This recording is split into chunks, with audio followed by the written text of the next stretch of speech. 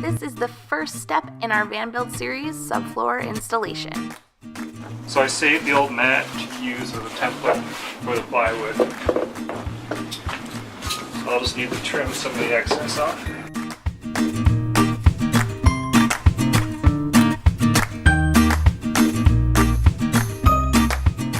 Because the finished surface is on the top, and that's the side we're going to want to cut from because that's where the line is. You're going to want a down cutting blade. So as it goes down, it pushes all the burrs to the bottom. Oh, so that the finished side surface stays still clean. looks nice. Gotcha.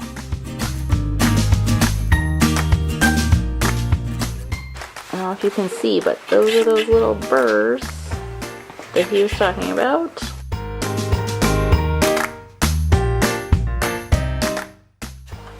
You can put it at any angle because it doesn't matter.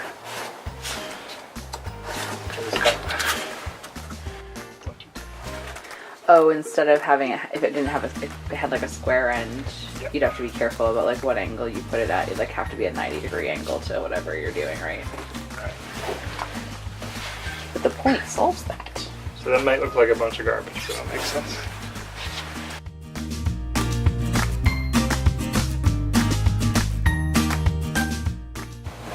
So if describing a straight piece, you gotta get at least 2 points.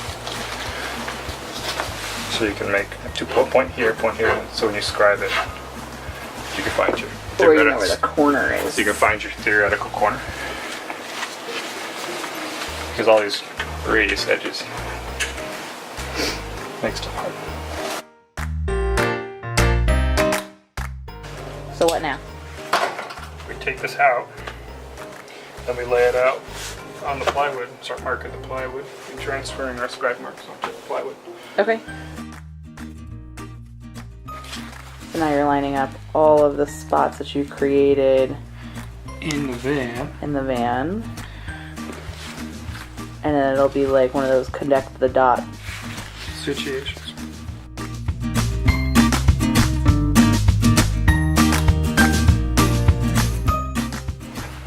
And then it'll just stay on this factory edge. And then we'll use the jigsaw along here.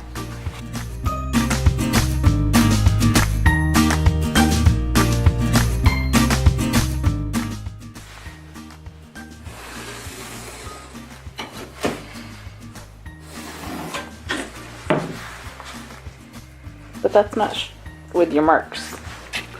See? Is that gonna be a problem? No, I'd rather cut it a bit big and trim it down if I have to.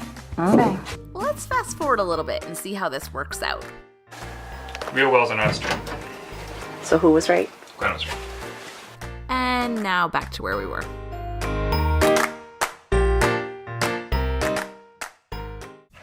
So I'm switching from this down cutting blade that I use for the plastic piece to an up cutting blade because the teeth are on the top. That's because the bottom is the good surface. So this plywood has some knots and voids in the middle, but if you look at the bottom, all the knots and voids are filled to make a smooth surface.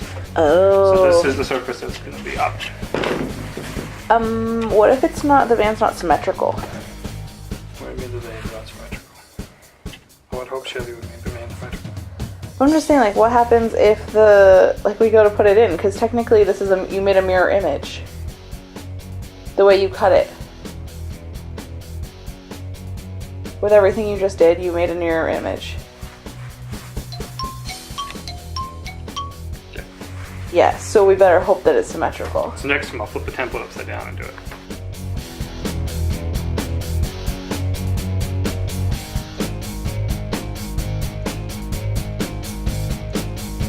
I see now.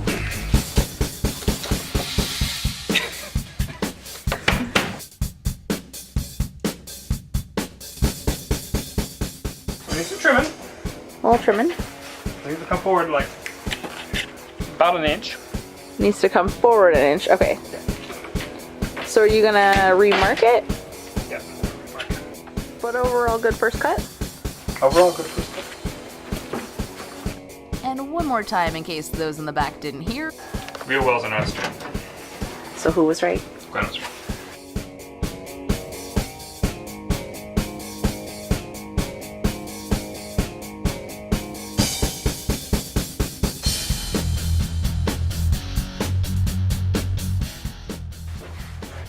Well, okay. The wheel well's tapered, so it's not all my fault. Okay. As we're getting closer, I gotta cut more. Okay. It's probably my fault. So as you can see, we're not putting any foam insulation underneath the wood, mostly because it's pointless. A lot of people put an inch or two of insulation on the bottom, but it's not going to do anything because heat rises. Only 10% of your heat loss is through the floor. Gotcha. Majority of the heat loss is through the walls and the roof. So if you're going to insulate the roofs, the walls, your floor is not going to do anything. And it just is loss of inches. Right. And you also lose some height. The convective heat transfer, which is where air moving over panels on the outside, is going to be very high, which is why the walls are going to be the worst, where you want to insulate the most, because the air is going to be moving over it. But underneath the van, the air is pretty stagnant, because you got the side skirts that sit down, and you got all the suspension bits and engine. So the air is not really going to be moving too much under the van when it's stationary. So.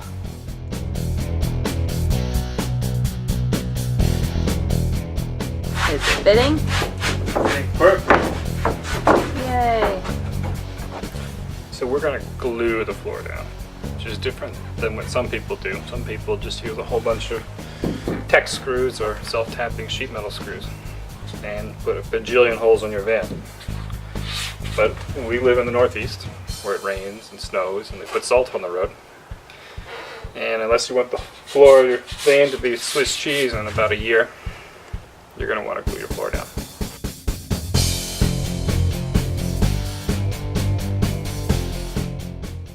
There's no support board, so I'm just going to put it in scrap. Are you going to glue the scrap down and then glue the board on top? Down.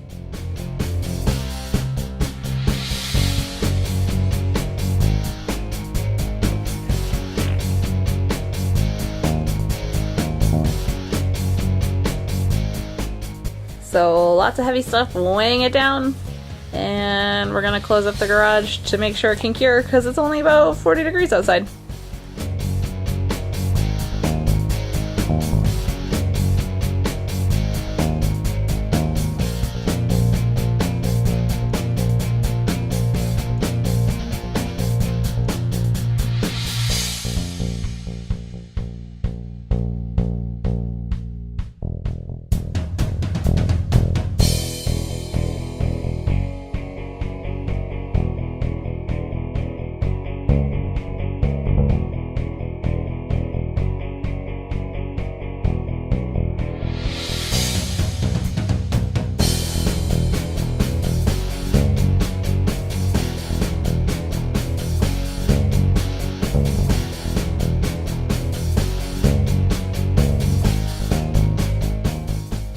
I cut these little pieces of wood here to go inside the rib, because between this rib here and this step, it's unsupported. And then if you would step in the van and put your foot here on the floor, it would flex down.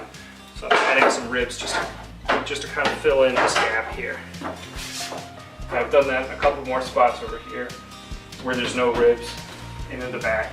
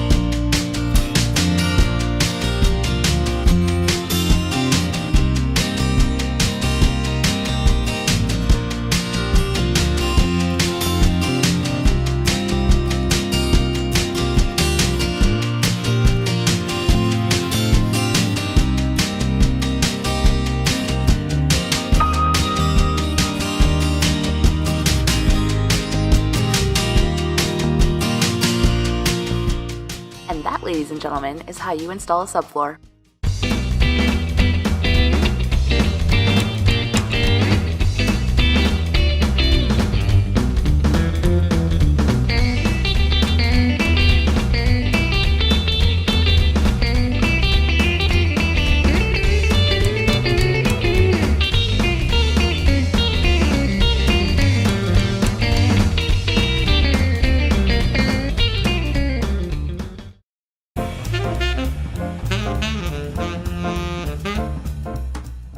If your cords keep coming unplugged, just do a simple overhand knot like that and plug it back into itself. Then as it pulls tight, it will come undone.